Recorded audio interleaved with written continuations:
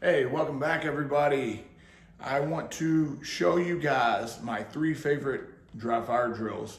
Lately I've not been able to get out and shoot. I usually shoot about once a week, and I'm lucky I've got actually 2 places that I can go outdoor where I can go and shoot. But as everybody knows, it's very easy to get busy. This time of year I get real busy at work, and so I haven't shot in almost a month. I would have to go back and check my log, but I think it's been early November.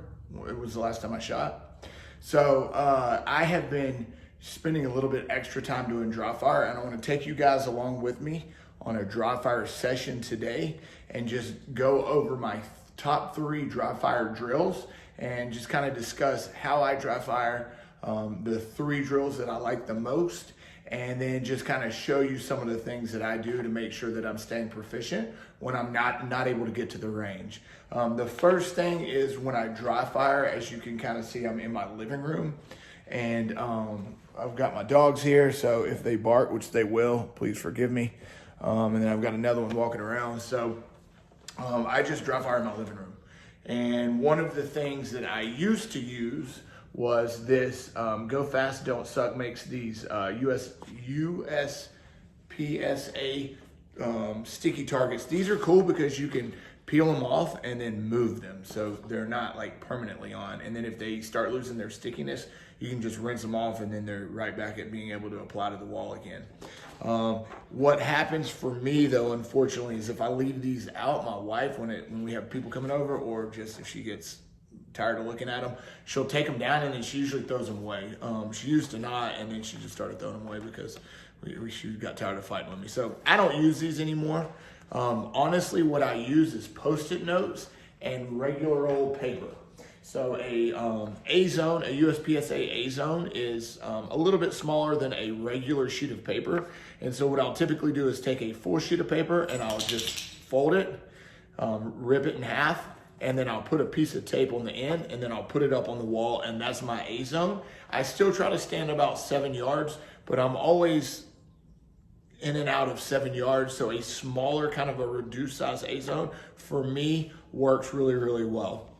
Post-it notes as well, and Post-it notes are great because you can put like a to-do list. This is like a bit of a pro tip. If you write to-do list on there and then you post it up, it'll stay on the wall a lot longer because your wife won't think that you're using it as a target for dry fire practice. So that's something that I do as well. In fact, I had one up that I took off for what I was doing today.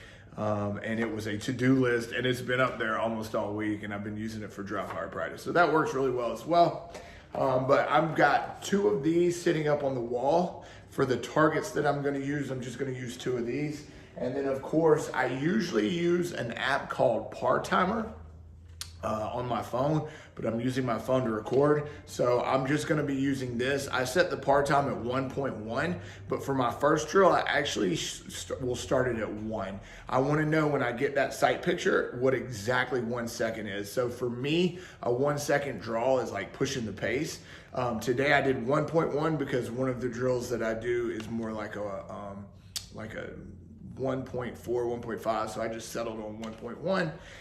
Set that par time at 1.1 just for the 3 drills that I'm going to be doing. But the 2 drills, there are 2 drills that I do all the time, and then another one that I use when I am primarily doing practicing for concealed carries.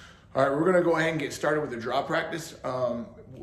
If you are interested in dry practice and that's something that you're serious about, Steve Anderson has well, he's got a couple books. Steve Anderson is known as a dry fire guru, but Steve Anderson has some fantastic dry fire practice, especially for people that compete.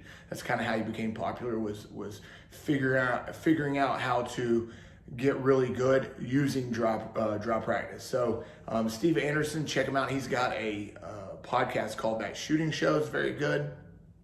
Mostly it's competition shooting, but you can make anything applicable to defensive shooting. So, and then of course we know that competitive shooters are the best shooters. So if you want to be really good, competition shooting is the way to go. But I just wanted to mention that. He's where I got most of these drills. And then we're gonna go ahead and clear this gun. Now, I already knew that this gun was cleared because I did it before I started shooting, and I put the ammo way over there on the other side of the room. But I do like to, before every shot, before I actually pull the trigger, look inside the gun. That's how I make sure that I don't ND. I do that every single time when I dry fire. And then also I do that every single time. Well, if I'm on the range shooting, then I do like to press check. But of course, when you're running drills, you know typically if your gun is loaded or not. So when I'm on the range, it's a little bit different. But before I leave the house, I always press check. And when I'm dry firing, I always press check. Nobody wants to be the a-hole that NDs, all right? So I'm gonna go ahead. The very first one that I do is gonna be a draw to a sight picture, all right? And this is one that Steve Anderson always talks about being the one to start off with. So again, normally I do a 1 second because I'm not pulling the trigger. So 1 second to a sight picture for me is it's pushing it, but it's doable. So 1.1, and again, I'm not using the app. I'm using just a regular old shot clock, shot timer. So here we go. All right, sight picture, no problem on that one. Also, I will set my clock for 3 minutes, and I'll do each version of these drills for 3 minutes. I'm not gonna do that for the sake of the video, but I'll also go, so right here, I'm starting with hands prepped. Don't know if you can see that. I'll take my garment, I'll get 2 fingers here, and then I'll cover it up with my hands here. So I'm gonna go with a prepped garment on my first 3 minutes. Then I'll go with hands at the surrender position, and then I'll go with hands just kind of hanging. All right, I'll typically hook my garment with this if I have something like this, but I try to get in a habit of grabbing at the belly button and then scrunching and then presenting that way, or getting my draw that way. So we're doing the hands at surrender, or excuse me, what we call a prep garment, or the cheater position. So I'm going 2 fingers on my garment here, just grabbing what wherever my hand rests, that's what I grab. And then I'm pulling up to my sternum. So right up to here. So we'll go ahead and do that again. Good, so sight picture, no problem there. Yeah, the 1.1 for just a sight picture is not fast to me at all. Bad grip on that one. So I'll do this for 3 minutes. Making sure if that dot, when the buzzer goes off, if the dot is not inside the white piece of paper, then I will say that to myself, I'll say that was not. I'm going for, in 3 minutes, I'm trying to get the majority of them inside the white target, inside I'm aiming at this. So anywhere on this piece of paper, if that dot is anywhere on that piece of paper, for me, it's acceptable. Grip, I'm trying to make sure that I'm getting that good master grip, but essentially I'm just wanting that dot on that piece of paper when the buzzer goes off. Not even pulling the trigger. And again, good. All right, so I'll practice that for 3 minutes, then I'll go to surrender. That was a little bit closer. I would give myself that. All right, good.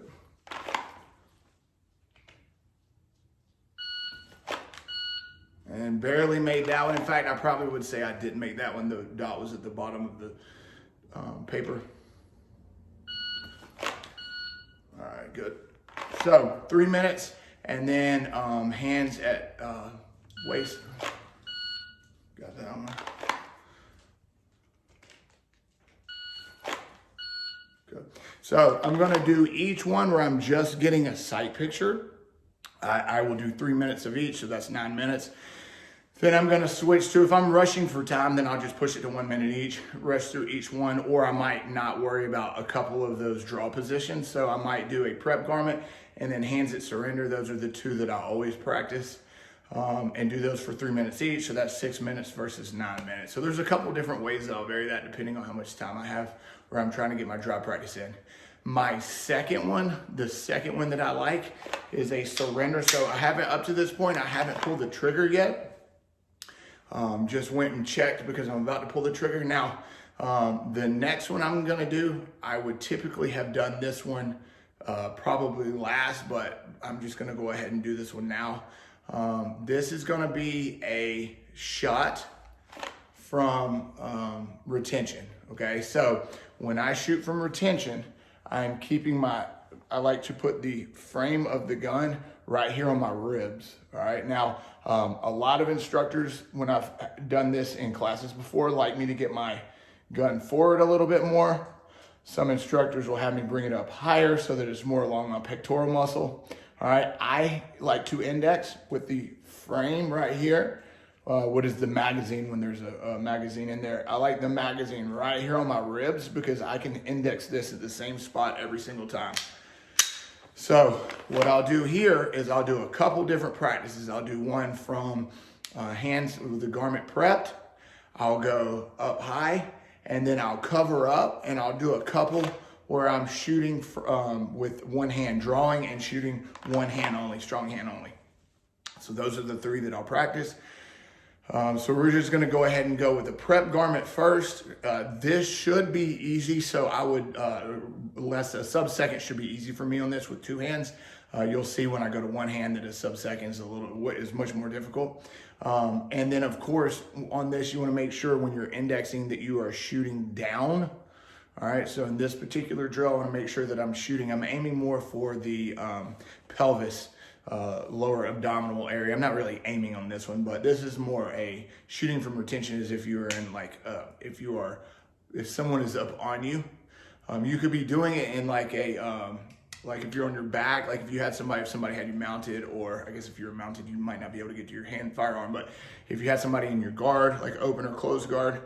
But in this case, I'm practicing on my feet. I'm still have my toes aiming forward, as if I were, just gonna draw and present and pull the trigger. So if you were in an entangled fight with somebody, say somebody was stabbing at you, all right, and so I'm entangled, would be where I was getting those rounds off. So I'm going to index right here and then shoot down. So we'll go ahead and do a few of those.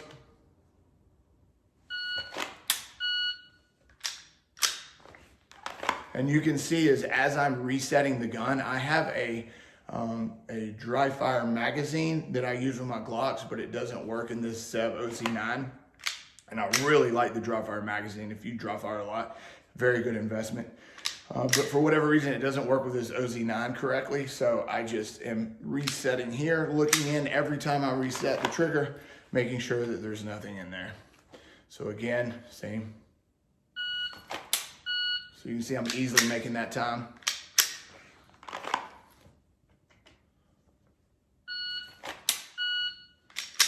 All right, so now I'll go ahead and put hands at surrender, same drill.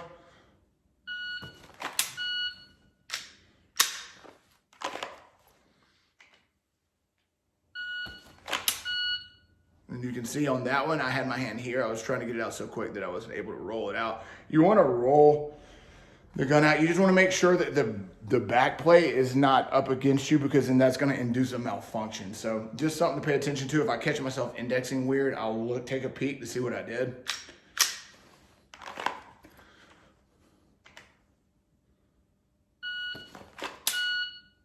That was better.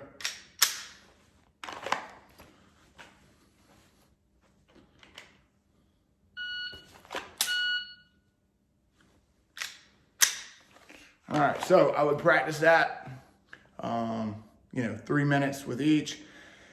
And now I'm gonna go to entangle. Now, what I will typically do is put my hands against a wall like this, like I'm leaning in, and then one hand draw and shoot that way. For the sake of doing this in front of a camera, I'm just gonna go ahead and cover up my hand here, draw, and fire like that. So here we go. You'll see that the time on a one-hand draw is a little bit more difficult.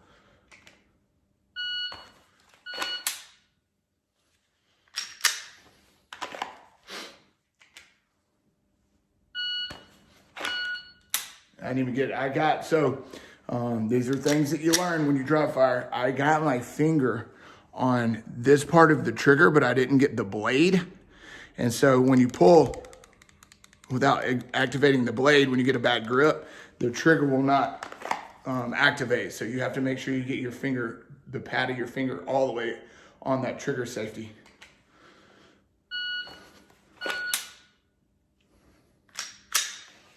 All right, and then I'll practice that for 3 minutes, typically doing different hand positions. I got the 1-1 on that one.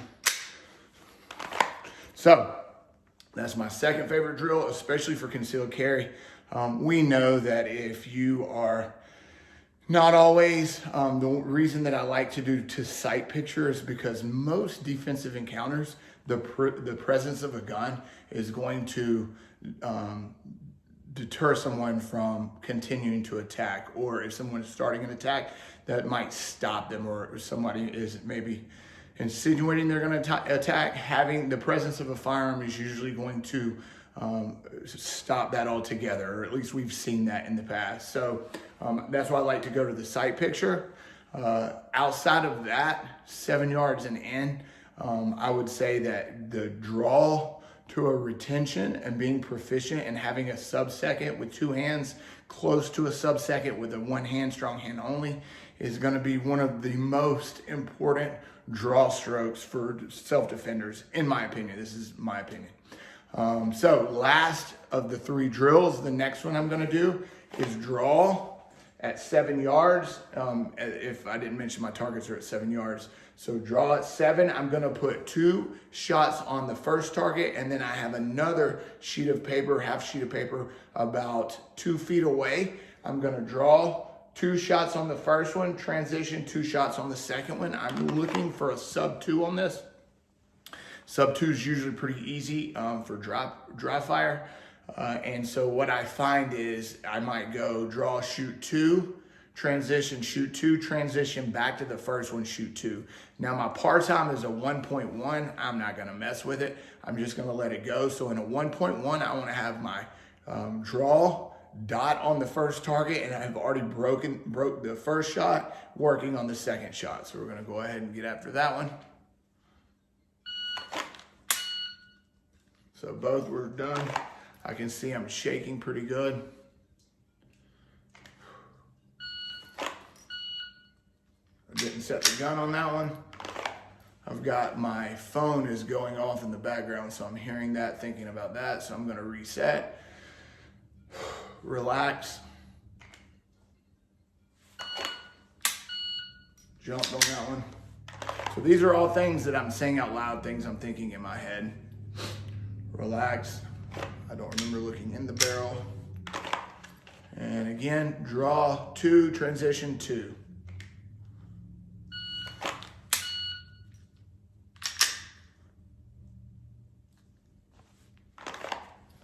So that one I drew. I had both shots on the first target and was transitioning when the beep went off.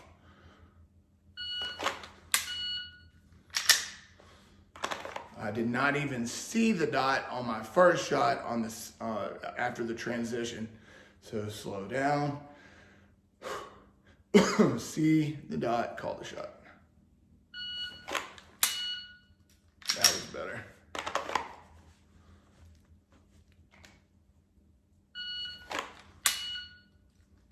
Much better. All right, last one. Again, I'm prepping garment. I'll go to a hands at surrender.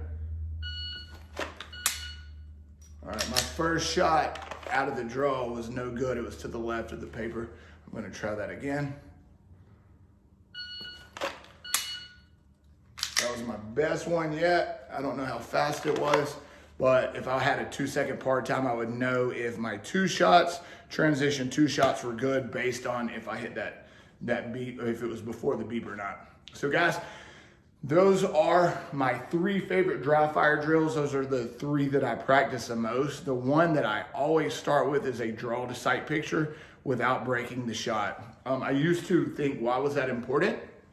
And now I know that draw to sight picture is the most important, the most fundamental thing for me when I'm shooting. That draw to first sight picture before I break the shot, because a lot of times I will draw and start breaking the shot well before I see the dot. And in a defensive situation, we're accountable for every round. So I started doing that once I realized, hey, I've got to see that. I've got to have that sight picture before I break that shot.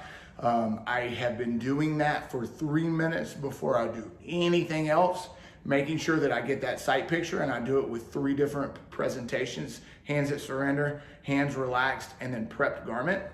And that has substantially, I would say that is what has gotten my draw down to a sub-second inside of 3 yards, and then a 1.1 at 7 yards. That consistent sight picture, draw to sight picture, and making sure that the dot is at the bottom part of that A zone before I run a bill drill, for example. That has been what has gotten me to get that sub-second draw that I've always wanted, or that 1.1 for a at 7 yards draw to first shot. So guys, if you have any questions, if there's anything that you saw that you liked or some things that you didn't like, let me know in the comments. I'll catch you guys on the next one.